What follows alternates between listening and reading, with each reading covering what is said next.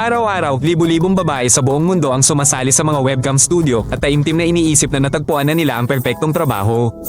Flexible na oras, magandang kita, walang boss na nagpapahirap sa kanila. Ngunit ang larawan ay nagsisimulang magbago mula sa unang shift pa lamang. Sa unang tingin, isa itong tipikal na inuupahang kwarto na may computer at magandang ilaw. Sa loob, mayroong sistema ng mga patakaran, parusa, at mga kontrol na hindi nabanggit sa ad. Pare-pareho ang mga ad, flexible na oras, mataas na kita, ganap na kalayaan sa pagkilos. Ang mga babae ay pumupunta roon bilang mga estudyante, ang ilan ay mula sa maliliit na bayan, ang iba ay naghahanap lamang ng mabilisang pera. Iba ang katotohanan. Ang mga website ay kumukuha ng hanggang 70% ng kita. Ang studio ay kumukuha ng kalahati pa ng natitira. At lahat ng ito bago ang mga multa dahil sa pagiging huli, dahil sa pagiging masama ang loob, dahil sa pagiging sobra sa timbang.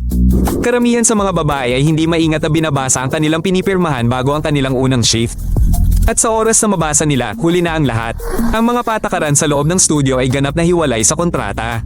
7 hanggang 12 oras na shift sa ilalim ng mainit na mga lampara, libu-libong mensahe, isang palaging ngiti at lahat ng iyon maliban sa mga multa.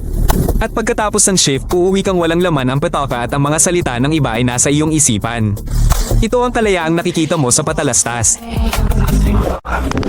Bakit pa titimbangin ng mga empleyado bago ang shift ng trabaho? Karaniwang gawain ito sa mga webcam studio.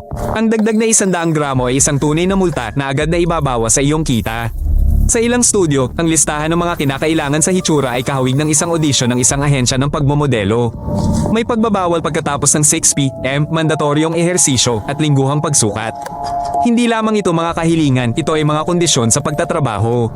Simple lang ang loika ng pamamahala, ang mga kliyente ang nagbabayad para sa kanilang hitsura, ang hitsura ay nagdudulot ng pera, kaya dapat matugunan ng kanilang mga katawan ang mga kinakailangang pamantayan. Ngunit maraming babae ang hindi alam ang mga pamantayang ito hanggang sa kanilang unang araw sa studio. Ang patuloy na presyon sa timbang ay nag-uudyok ng isang kadena ng reaksyon, tumataas ang pagkabalisa, nagkakaroon ng mga sakit sa pagkain at nagkakaroon ng mga obsessive na kaisipan tungkol sa kanilang katawan. Sinasabi ng mga psikologo na ang mga ganitong saloobin ay maaaring makapinsala sa pagpapahalaga sa sarili, pangmatagalan, minsan ay permanente.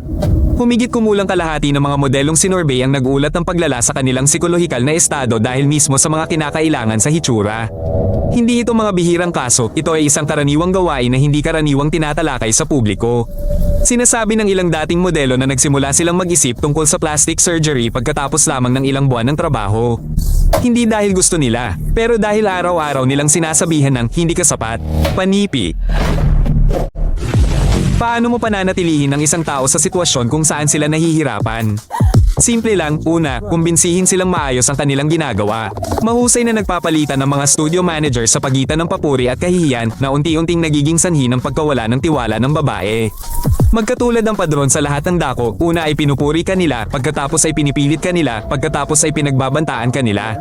Sinasabi nila sa mga babae na mas malala ang lahat sa ibang studio na dito lang sila nagmamalasakit. Ang pag-alis ay nangangahulugan ng pagkawala ng lahat. Isang modelo ang hindi pinayagang dumalo sa libing ng kanyang kapatid, planado ang kanyang shift.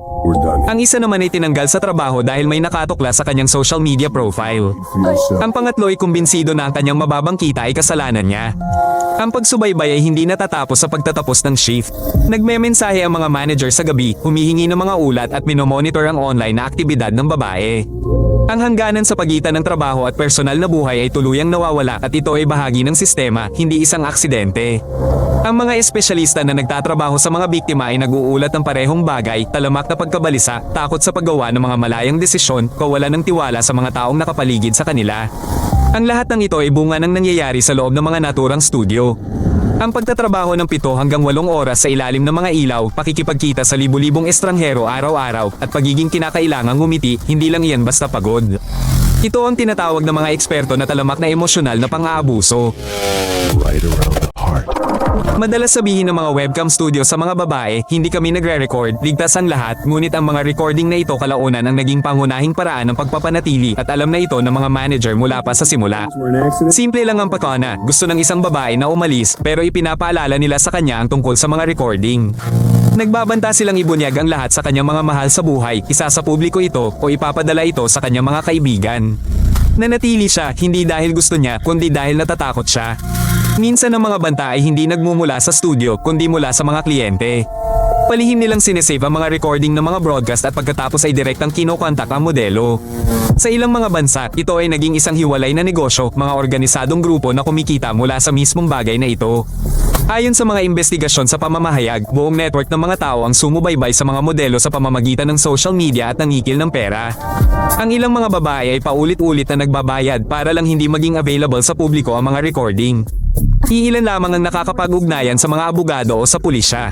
Karamihan ay mas natatakot sa publisidad kaysa sa mga banta mismo. Sa huli, ang tao ang magbabayad, nananatiling tahimik at naiiwang mag-isa sa isang sitwasyon na hindi nila nilikha.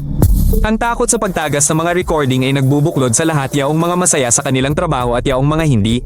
Maging ang mga babaeng umalis sa studio maraming taon na ang nakalilipas ay nabubuhay na may pakiramdam na may humahawak sa kanila. Paano napapanatili ng mga webcam studio ang mga tao ng walang pisikal na karahasan? Lumalabas na hindi ito mahirap. Kasama sa mga kontrata ang pantubos para sa account ang halaga ay maaaring umabot ng ilang libong dolyar. Hindi madali ang pag-alis. Bukod sa pantubos sa account, ang babae ay nagkakaroon ng utang sa studio para sa kagamitan, pagsasanay, promosyon at advertising. Sa oras na gusto na niyang umalis, nagiging malinaw, una, kailangan niyang bayaran ang lahat. Nagtatapos ang siklo. Ang mga nagpasyang umalis ay nahaharap sa isang bagong problema. Mahirap ang pagtatrabaho ng mag-isa, kailangan mo ng kagamitan, kaalaman sa mga website at mga kasanayan sa marketing. Sinadya ang pagdepende sa studio.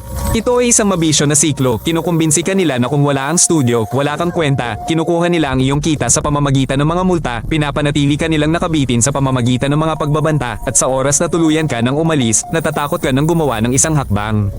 Ang industriyang ito ay tumatakbo sa anino dahil mas gusto nilang manatiling tahimik. Ang mga babae ay natatakot sa publisidad, ang mga may-ari ng studio ay natatakot sa mga audit at ang mga kliyente ay natatakot sa kanilang reputasyon. Ngunit habang mas maraming tao ang nakakaalam kung paano gumagana ang sistemang ito, mas mahirap manatiling nakatago. Kung ikaw o ang isang taong malapit sa iyo ay nasa katulad na sitwasyon, alamin ito, hindi dapat ganito, hindi ito ang karaniwan at may paraan para makalabas. Mag-subscribe sa channel at manood ng iba pang mga episode, mahalaga ito.